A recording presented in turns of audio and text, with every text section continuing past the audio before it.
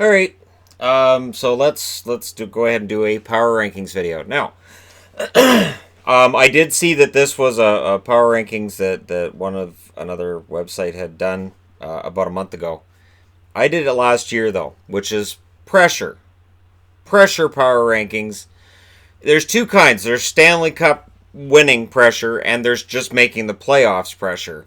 So I had to kind of balance those out and say, you know what? Here's the pressure to win power rankings for this coming season, where fan bases are kind of like, okay, we need to win. And I had to balance it by winning the Stanley Cup or just making the playoffs. So number 31, to the surprise of no one, the Ottawa Senators belong at 31 on the board.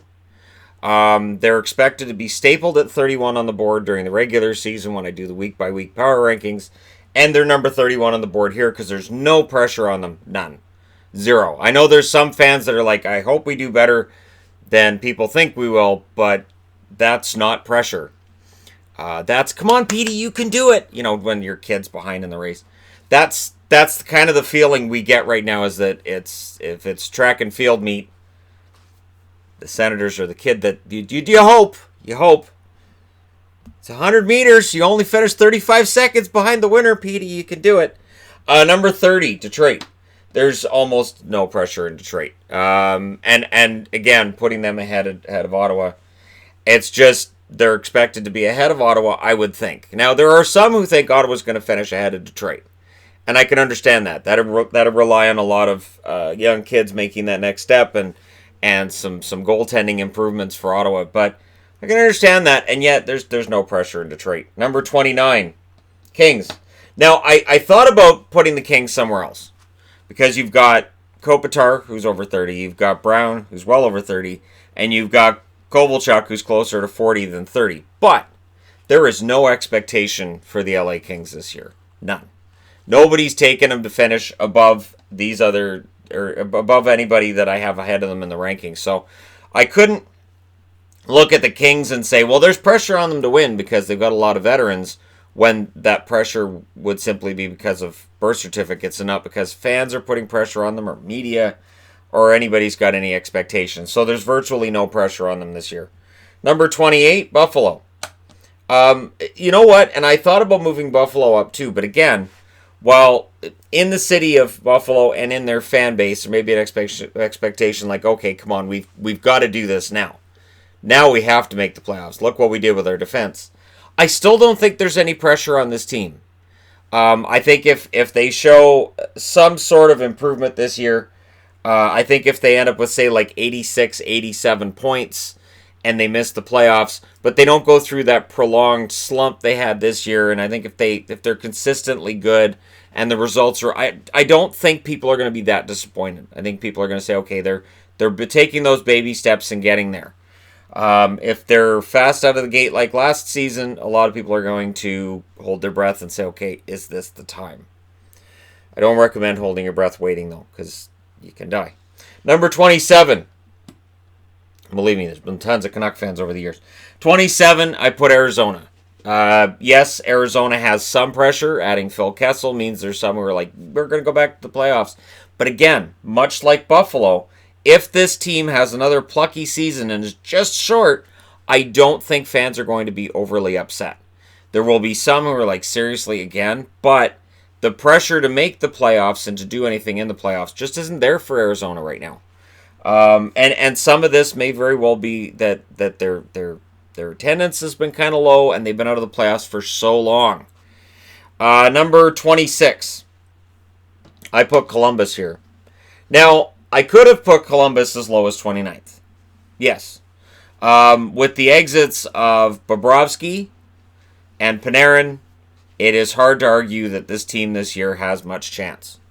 But that's why they don't have any pressure. I am not sold on their goaltending at all. I really am not sold on their goaltending at all, and there aren't very many that are. So the pressure is not there. If Korpisalo comes in this year and plays well and puts up a save percentage of .915 plus, they have a chance. Nyquist is a step down from Panarin, but not a horrible step down either. So it's not like they're done, they're dead, they're throwing in the towel. But at the same time, there is not a lot of pressure on Columbus to win. Number 25, Jersey. Adding PK Subban means that they're higher up than they would have been. If they have not added PK Subban, if things look the same as they were last season, I'd have them down about here.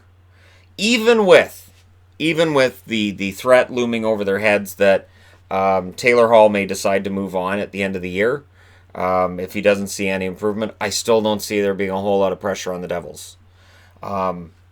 There's some there to make the playoffs, which is why they're ahead of these guys, but I just don't see them being pressured to make the playoffs necessarily. Yes, Taylor Hall could leave, but seriously, until it actually happens, I'm not all that concerned. Now, I'm not a Devils fan. If I was a Devils fan, I might feel a little different. Not really likely, though. I think their best years are ahead of them. I think adding PK Subban as a start, again, I'm not sold on the goaltending. Number 24, I have Vancouver. I was toying with having Vancouver higher on this list. Now, if you're a Canucks fan, you want them in the playoffs this year. But honestly, if it's another year of no playoffs, it's not the end of the world. Now, if it's no playoffs in 2020 and 2021, then it's the end of the world. Then you're looking at a draft pick going to Tampa in that JT Miller trade that's top 15 at the very least. Maybe top 10, could be top 5, could be number 1. So for Vancouver, the pressure isn't there yet. It's higher on them, I think, than other teams to make the playoffs. But the pressure to get ahead is still pretty mild when you look at the Vancouver expectations. Even the fans are sort of like, I think we can be a wild card. That's about as high as fans get. I've seen some that will say, I think we can finish third or second, or I've seen the occasional post like that. That's just crazy. That's crazy. That's over the top optimistic, and I don't see a whole lot of that. Number 23, Anaheim. I have Anaheim this high up for simple reasons. Getzlaf's not getting younger, and there are a lot of decent young players in this lineup. John Gibson's played pretty well. It's probably Ryan Miller's last year, you would think, although I thought last year was going to be his last season as well. I think there's some pressure on the Ducks to get back to the playoffs. This is a team that doesn't miss the playoffs in back-to-back seasons very often at all. So the pressure is there, I think, for the Ducks to get back. Now, there's no Stanley Cup pressure, as in there's no pressure on them to win a cup, which is a step down from where they were a few years ago when that battle to get over the top and finally win a Stanley Cup was there. And I say finally, even though they won it in 2007, but it's felt like ever since then they've been battling against themselves and against Game 7s at home and all of this wonderful stuff, right? So I don't think the pressure is what it was, but it's still there. Number 22, Minnesota. New GM. Yes. A feeling that maybe they're going to rebuild. Kind of, sort of. And yet, they added Zuccarello in the offseason. You've still got Parise and Suter's contracts on the books. You got Devin Dubnyk, who's not getting younger. You've got a lot of players on this team that are older. Eric Stahl as well.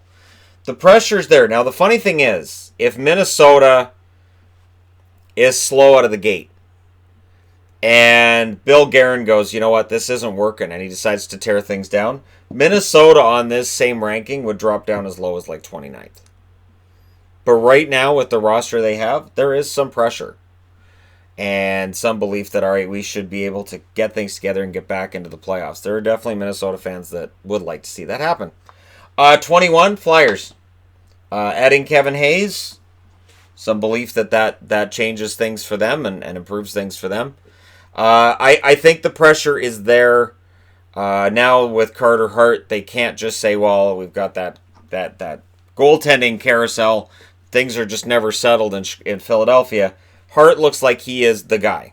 And with Hart and with Elliott as the backup in all likelihood, there's some pressure on the Flyers this year. They are expected to jump back in. I'm expecting them to jump back into the playoffs and be relevant once again. So there is some pressure in Philly, and we'll see whether or not they can come through on it. Number 20, Rangers. The addition of Panarin means rebuild. What rebuild? Adding Trouba means, yeah, there is no rebuild. We don't have cap space. We can no longer discuss this rebuild. And I find it weird because when the Rangers went into this retool a couple years back, it felt like it was going to take a little while and they were going to take their time to do it. And then Panarin and Trouba show no. There is still some lack of patience when it comes to the New York Rangers. We'll see if Kakko is as good as advertised. There's some pressure on that kid. I hope, really, really hope that the coaching staff is able to insulate him from that as much as possible. That management does their best to make sure that he has a smooth transition to the NHL. It is not an easy transition to that 82-game grind in the NHL, even in the Eastern Conference, where the travel's a little bit easier than in certain parts of the West. The way they handle Kaapo Kakko could very well decide the team's future for the next 5-10 years, depending on how good he is. Adding Panarin, adding Trouba means the pressure to make the playoffs is there. And on top of that, Henrik Lundqvist, he's sort of winding down. It would be nice to see him win something before he retires. Any Rangers fan will tell you that, and most hockey fans will agree. So there is some pressure on the Rangers. Number 19, Oilers. Connor McDavid is the topic of conversation regularly because A, he's either the best player in the league or he isn't. You want to make an argument why it's Sid the Kid. And B, the Oilers really need to get better. This is getting ridiculous. McDavid was supposed to be the elixir, and he is. He's a fantastic player, but they haven't been able to give him the right team to succeed. So the pressure is definitely on the Oilers and Ken Holland. So while he steps in and he goes, this team needs a lot of work, you've got a fan base that doesn't want to sit through another 3 or 4 years of missing the playoffs. And you've got a star player who doesn't want to sit through 3 or 4 more years of missing the playoffs either. Number 18, Carolina.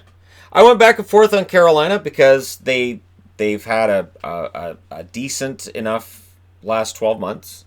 The Storm Surge was born, and they went on this amazing run to the conference finals because it's what Carolina does whenever they make the playoffs. But they do miss the playoffs with some regularity, and I don't think there's a whole lot of pressure on them. I don't. I think that with the young core they have, with guys like Svechnikov and Aho, I think with that defense that they've built, and most of those guys are young and still in their prime, that if they take a step back this year, I don't think there's going to be a tremendous amount of panic. I don't think the pressure to win a Stanley Cup is there right now. That could change over the next couple of years, but I don't think it's there right now. Aho signed for 5 years. That's not a concern. He is the one big name restricted free agent who got signed early, thanks to Mark Bergevin. So, yeah, I don't think Carolina has a lot of pressure right now. Number 17, another one I went back and forth on. Adding Bobrovsky means Florida is expected to make the playoffs. If Florida makes the playoffs, is that a win? Probably. And then it really depends from there. Like, if they get swept in the first round and Bobrovsky looks lousy, the questions are going to be out there and the vultures will be circling. But there are a lot of things with Florida that look good. Their forward group looks pretty solid. I think their defense is better than it's given credit for. And now with Bobrovsky, they have arguably the best goalie in the league. Arguably. And I say that because we always argue about it. And so Florida, to me, has a lot of pressure this year. It's playoff pressure. I don't think it's Stanley Cup winning pressure. I'll let you guys know when we're into Stanley Cup winning pressure. And I don't think we're there with Florida yet. I think the expectation is to make the playoffs, get some experience, and eventually they want to see a Stanley Cup in Sunrise. Number 16, Colorado. A surprise run last year in that they knock out the Calgary Flames in round 1. And now the expectation is they're a playoff team. I don't think the Stanley Cup finals predictions that have been made by a couple, including yours truly, necessarily mean that there's a lot of pressure on them to do that. There's an expectation, but it doesn't necessarily mean pressure. You've got Makar and Byram on the blue line. You've got a pretty solid young nucleus up front. The pressure's there to make the playoffs. The Stanley Cup, it's in the offing. Can they see it from where they are? Absolutely. Are they likely to raise it this year? We'll see. A lot of it's going to depend on Grubauer, right? Can Grubauer do it over a full season as a starter? We have yet to see that in the NHL from Philip Grubauer. So there are still some question marks with Colorado, and I don't think the pressure's there yet. Number 15, Montreal. There will always be above average pressure when it comes to the Montreal Canadiens. Winning a bunch of Stanley Cups will do that. Winning a ton of Stanley Cups will do that. Even though they haven't won one since 1993, that pressure, that expectation, that belief that when you put that jersey on and you're wearing the CH, that you are going to be better than the other teams is there. And with Carey Price in net, and with the price tag he has on that contract, the pressure's definitely there. What Max Domi said the other day is true. All they need is just a little bit more from everybody and they make the playoffs. They don't need to make huge improvements, just a little bit from everybody and they're a playoff team. It can be easier said than done, but the pressure is there. And it's just playoff pressure, not necessarily cup pressure, although it's close. Number 14, and getting into where I think there is some Stanley Cup pressure. Pressure to win. Calgary surprisingly finishes as the number 1 team in the West. Surprising to almost everybody. There are some fans out there that go, hey, I thought they were the best in the West. Fine. But Calgary is kind of expected to take a bit of a step back by most, and yet the pressure in the playoffs is going to be there. It's kind of like, okay, the Johnny Gaudreau team has been in the playoffs a couple of times now. This is kind of where we want to start seeing some wins, and I'm talking about seeing at least a trip to round 3. A trip to round 2 and getting knocked out would still kind of feel like a gut punch to some in Calgary. I think the pressure is at least a trip to round 3. At least some sort of progression that says, hey, this is where we're going. The trick with Calgary is, I mentioned it a lot, but goaltending could tell a lot of the story. If Riddick can be consistent all year, if he avoids injury, this team could absolutely get there. I like David Riddick. Contrary to popular belief, I like David Riddick. Last fall, when he surprisingly won the job as a starting goalie in Calgary, I was like, of course, he's a good goaltender. I'm not sure why everybody's surprised. So when he was stealing starts from Mike Smith and he was surprisingly in the lineup as one of the top guys, it didn't surprise me. But the pressure's growing in Calgary. 13, Islanders. These guys haven't been out of the second round it's been a long time since they were out of the second round. And so for Islander fans, I think there's some expectation. And I think with Barry Trotz as coach, you expect them to be competitive. You expect them to likely be in a playoff spot when the playoffs begin.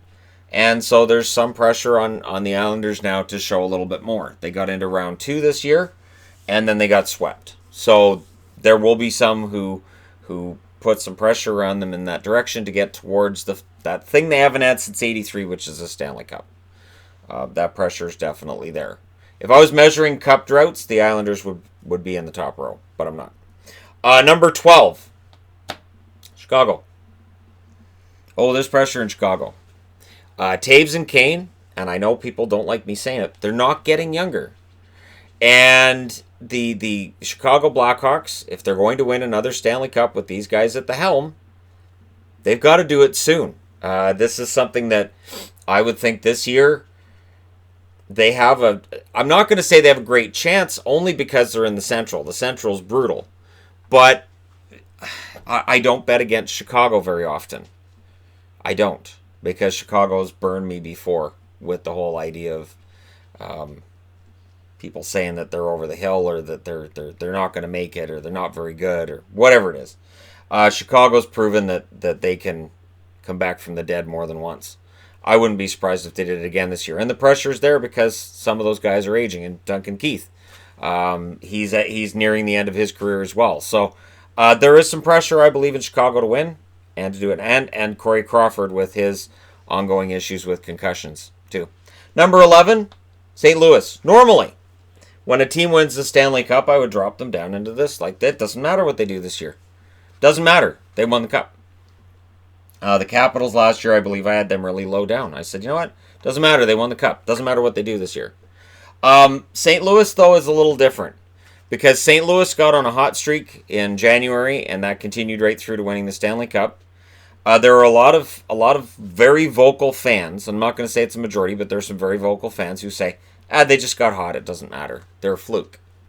They're a fluke. They'll never get close to it again. There is pressure on the Blues to win it again.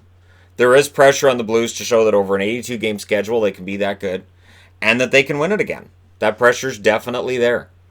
If this team falls out of the playoffs, if they struggle, the people who say, hey, they just got on a hot streak, they're not that good, they're vindicated. So there's definitely pressure on St. Louis to prove this wasn't a fluke and that they really are that good. Do I think that's fair? No. Number 10, Pittsburgh. There's a lot of pressure in Pittsburgh because, again, and this is something I mentioned with Chicago, Crosby and Malkin not getting younger. This is a team whose blue line gets ridiculed plenty. I understand that. I don't necessarily disagree with it either. The Pittsburgh Penguins, there is some pressure on them to win right now, especially after getting swept in the first round this year by the Islanders. That was a humiliating defeat. And there are some who are taking them to finish out of the playoffs. So the pressure's there for them to get in and show they don't need to do any kind of a rebuild, and they're still a contender, which means not just making the playoffs, but doing something when they get there. Number 9, San Jose.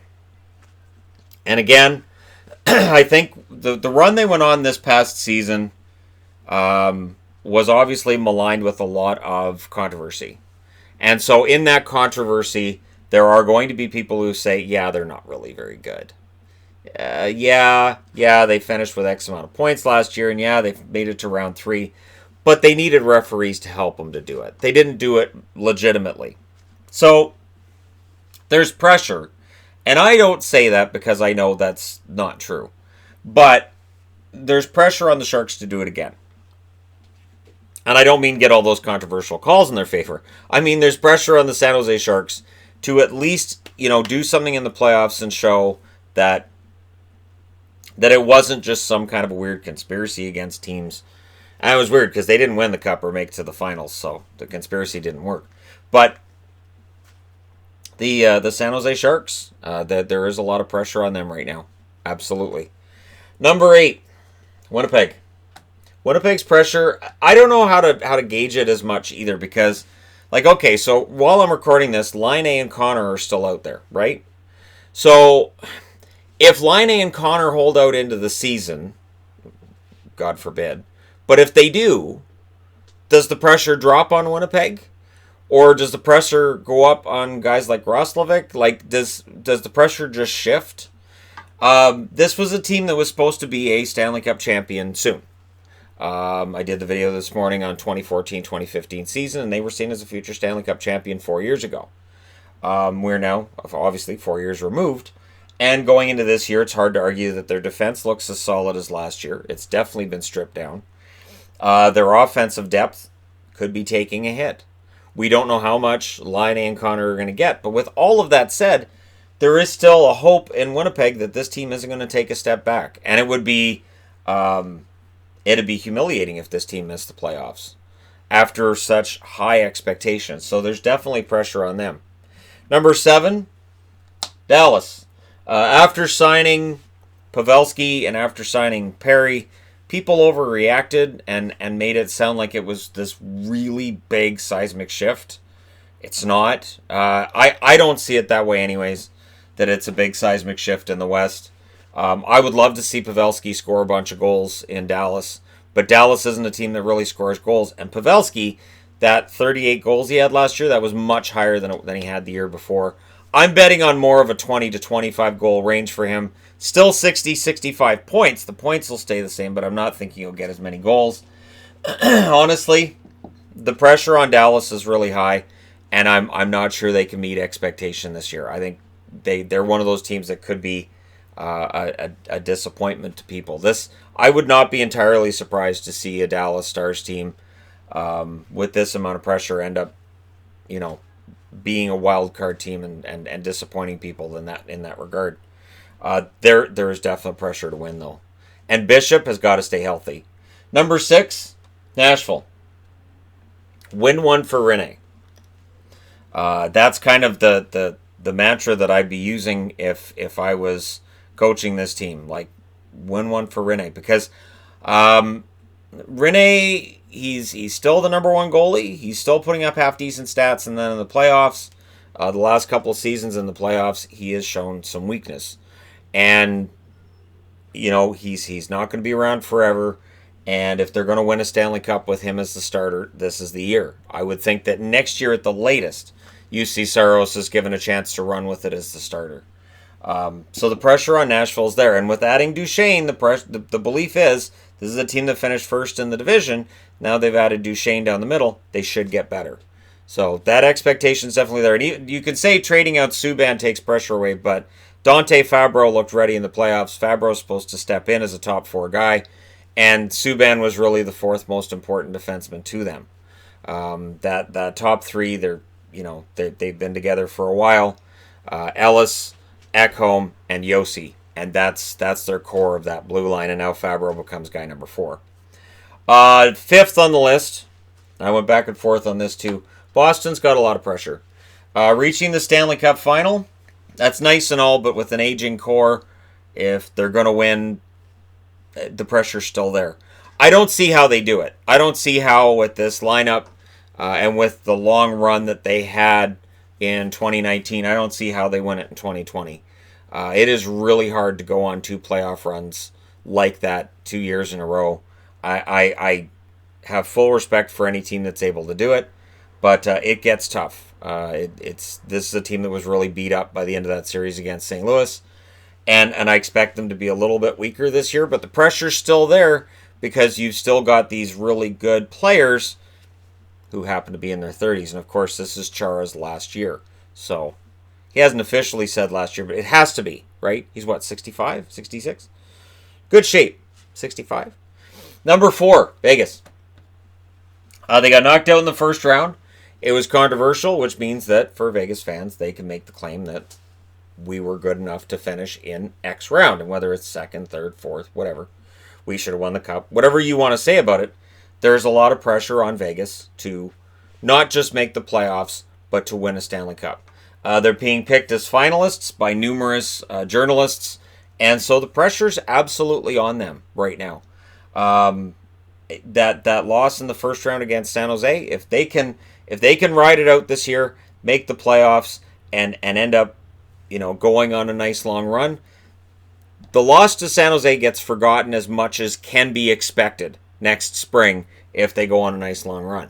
But if this team misses the playoffs, or if they struggle to make the playoffs and they get knocked out in the first round again, then there's going to be some discontent. This is a team that sacrificed some of its future for the present, and if the present isn't good enough, and if the future starts looking pretty good elsewhere, I'm talking about like Brandstrom in Ottawa, Suzuki in Montreal, this kind of thing, that's just going to amp up the pressure even more. So that's why Vegas is as high as they are. 3, Washington. Knocked out in the first round, coming off of a Stanley Cup win in 2018. Now the pressure's back on Washington. After that first round knockout, at the hands of the Carolina Hurricanes, the expectation is going to be for a bounce back. Again, you've got some aging players on this team. You've got Backstrom and Holtby on expiring contracts. You need to win it this year. If Backstrom or Holtby were to leave the team, or in the other extreme, if both of them signed to stay in Washington, but they signed for high cap hits, and the Capitals end up having to trade players out to stay under the cap, either way, this would be the year. This would be the year for the Capitals, and then after that it gets more difficult. Numbers 2 and 1. Number 2, Toronto. Number 1, Tampa. 62-win season. No wins in the playoffs.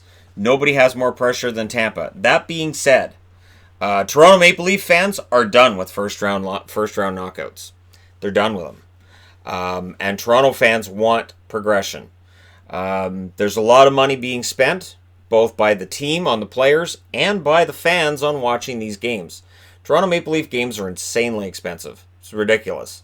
So you got to give them their money's worth. This is a team that needs to win. And honestly, if this team goes out in the first round again, I would expect to start seeing some Maple Leaf fans saying, I'm done. I can't watch this next year. We will never see any attendance problems in Toronto. That's not what I'm talking about. I'm just talking about the enthusiasm with Leaf fans could really wane if this team goes out in the first round again next year. There is a point where Leaf fans will say, yeah, no, we just suck. And then that's where that... And I've seen it before, whether it was in the Doug Gilmour era or when they had Belfour as their starter and Sundin as the center point. At some stage, Leaf fans finally just got, we just can't win with this core. So, while it's not entirely fair, since there's so many good young players on this team, eventually fans just say, we can't. The pressure in Toronto is there. And I think a lot of it is the hype. the hype man that is Kyle Dubas and the belief in this core and this organization and in the star players that they've got. So there is a lot of pressure in Toronto. I don't put it as high as Tampa's. Tampa's in kind of this you've got to win now stage of things. And yet what's weird is I don't think that if they get knocked out in the first round again next year, you make huge changes because I'm not sure. And I mean, it's a long time until next year's playoffs, but I'm not sure what part of Tampa you'd look at and go, well, that's their weakness and they need to fix it. You could find a weakness or two maybe on the blue line and maybe with some of their forward depth, maybe. But in general, they're just an excellent team. So the pressure's on them. Let me know what you guys think in the comment section below. Who do you think is under the most pressure to win the Stanley Cup or in general make the playoffs? Let me know your thoughts in the comment section below. As always, don't forget to hit like and subscribe if you're browsing your way through. You just happened upon this video, and thank you guys so much for watching and for all your support. I'll talk to you again soon.